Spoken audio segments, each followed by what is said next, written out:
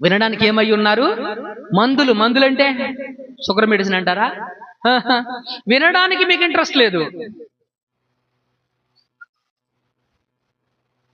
వినడానికి మీ దగ్గర ఏం లేదు, ఇంట్రెస్ట్ లేదు.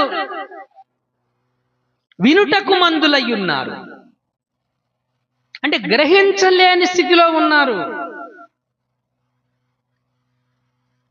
గ్రహించలేని పరిస్థితుల్లో ఉన్నారు, అర్థం చేసుకోలేని పరిస్థితుల్లో ఉన్నారు. చెప్పడానికి చాలా విషయాలు ఉన్నాయి, కానీ గ్రహించి తెలుసుకునేటువంటి కెపాసిటీ మీ దగ్గర లేదు.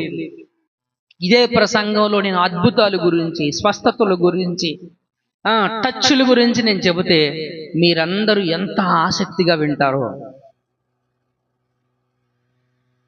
మీరందరూ ఎంత ఆసక్తిగా వింటారో.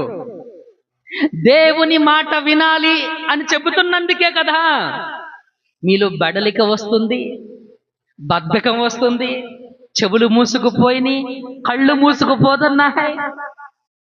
కారణం ఏంటి? you're not able to give your heart. నీ హృదయాన్ని దేవుని వాక్యానికి ఓపెన్ చేయడానికి నీ మనసు అంత అంగీకరించడం లేదు.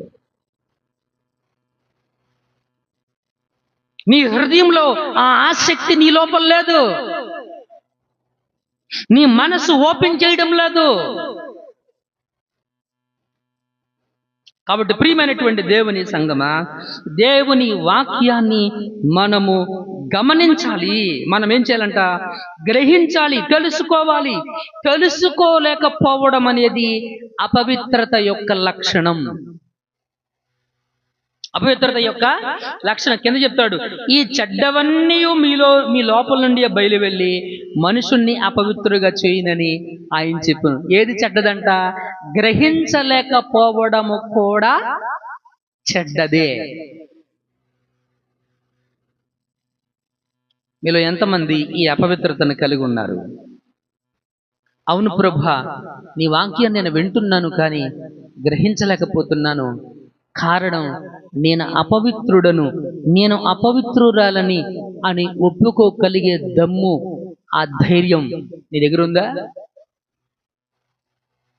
ఉంటే నువ్వు చెప్పాలి దేవునికి క్షమాపణ.